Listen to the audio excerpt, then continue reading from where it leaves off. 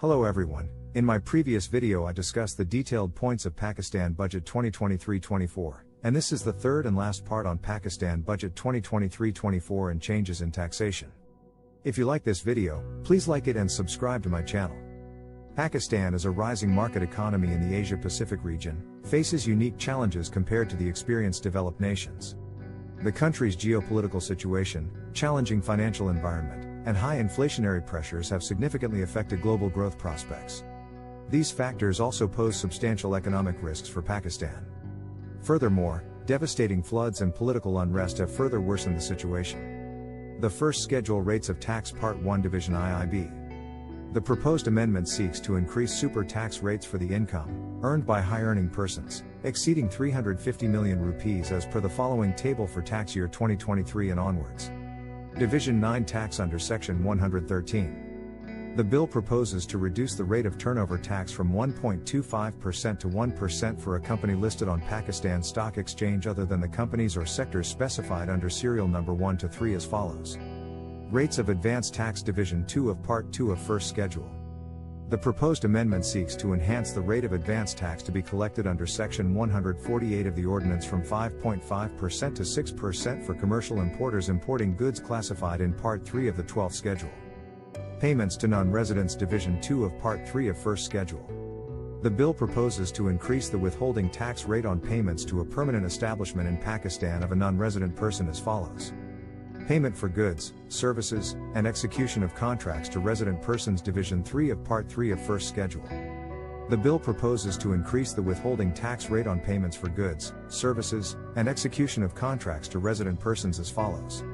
Note: no change has been proposed in the withholding tax rate in respect of payments to electronic and print media for advertising services, which is currently 1.5% of the gross amount payable. Export of Services Division IVA of Part 3 of First Schedule.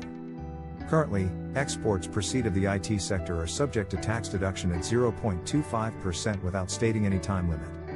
The bill proposes to fix the withholding tax rate of 0.25% for tax years 2024 to 2026 applicable on export proceeds of computer software or IT services or IT-enabled services by persons registered with Pakistan Software Export Board.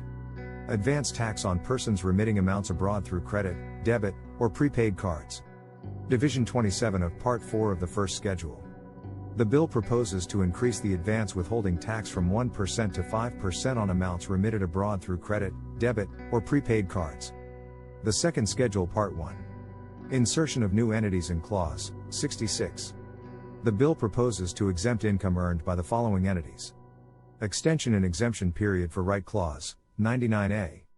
The bill proposes to extend the exemption on profits and gains accruing to a person on the sale of immovable property or shares of special purpose vehicle to any type of right scheme from June 30, 2023, to June 30, 2024. Extension in the exemption for residents of tribal areas Clause 145A.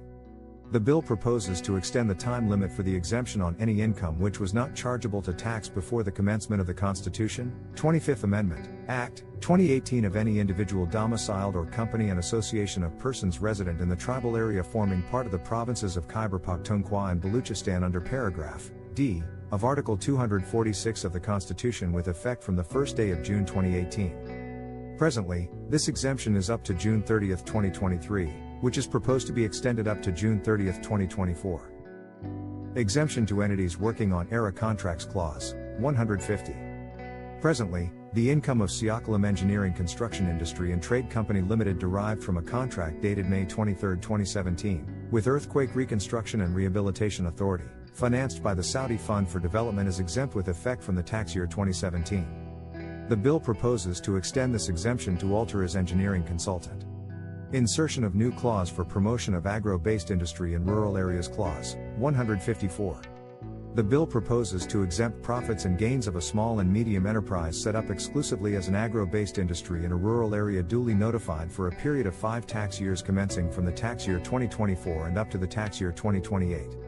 The exemption is applicable if such enterprise is set up on or after July 1, 2023, and is not formed by the transfer or reconstruction, or splitting up of an existing business.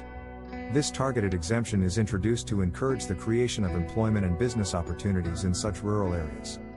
Part 3. Reduction in income tax payable for builders Clause 21. To incentivize new construction projects, tax relief is proposed to be given to builders registered with the Directorate General of Designated Non-Financial Business and Professions. The bill proposes that the tax payable for the tax years 2024 till 2026 on profits and gains derived from business chargeable to tax under the head Income from Business by a Builder for new building construction projects excluding land development projects, whose layout plans are approved by the authority concerned on or after the first day of July 2023, shall be reduced by the lower of 10%, or 5 million rupees. However, the reduced amount of tax calculated above shall not be reduced below zero. To avail of such a reduction, the builder will be required to furnish the completion certificate issued by the concerned regulatory authority along with a return of income. Part 4 Clause 11A. The bill seeks to include the Prime Minister's Relief Fund for flood, earthquake and other calamities in the list of entities that are not subject to minimum tax under Section 113, with effect from the 5th of August, 2022. Clause 121 and 122. Through the SRO 1590I/2022 dated August 23, 2022, new clauses 121 and 122 were inserted, wherein an exemption from the applicability of tax withholding under sections 151 and 236 respectively was provided to the Prime Minister's Flood Relief Fund, 2022 with effect from 5th of August 2022. Through the proposed bill, the above clauses are proposed to be amended to provide exclusion to the fund, whose name was changed from Prime Minister's Flood Relief Fund, 2022 to Prime Minister's Relief Fund for Flood, Earthquake and Other Calamities. The fourth schedule. Application of Section 99D on insurance companies Clause 6db. The bill proposes that the proposed Section 99D of the ordinance, introduced for levying additional tax on certain income, profits, and gains, shall also apply to insurance businesses falling under the ambit of the fourth schedule of ordinance. The fifth schedule. Application of Section 99D on companies engaged in exploration and production of petroleum Clause 4AC. The bill proposes that the proposed Section 99D of the ordinance, introduced for levying additional tax on certain income, profits, and gains, shall also apply to entities involved in the exploration and production of petroleum falling under the ambit of the fifth schedule of ordinance. The seventh schedule. Streamlining of technical mistakes for super tax regime Rule 7-Ka. Through the SRO 1590I/2022 dated August 23, 2022, new clauses 121 and 122 were inserted, wherein an exemption from the applicability of tax withholding under sections 151 and 236 respectively was provided to the Prime Minister's Flood Relief Fund, 2022 with effect from 5th of August 2022. Through the proposed bill, the above clauses are proposed to be amended to provide exclusion to the fund, whose name was changed from Prime Minister's Flood Relief Fund, 2022 to Prime Minister's Relief Fund for Flood, Earthquake and Other Calamities. The Finance Act, 2022 introduced Section 4C, through which super tax was imposed on high-earning persons from tax year 2022 onwards, and the same was also imposed on banking companies through the insertion of Rule 7-Ka in the 7th schedule to the ordinance. However, banking companies were exempted from super tax for the tax year 2022 under the proviso to Section 4C1 of the ordinance, but due to a technical mistake, the Rule 7-Ka of the 7th schedule to the ordinance provided that super tax was effective from tax year 2022 onwards. The bill proposes to streamline the provisions of Section 4C of the ordinance with Rule 7-Ka of the 7th schedule, by amending the effective date for the applicability of super tax under Section 4C on the banking sector from the tax year 2023 and onwards. Tax on unexpected incomes, gains, and profits on banking companies Rule 7CB. The bill proposes that the proposed Section 99D of the ordinance, introduced for levying additional tax on certain income, profits, and gains, shall also apply to banking companies falling under the ambit of the 7th schedule of the ordinance.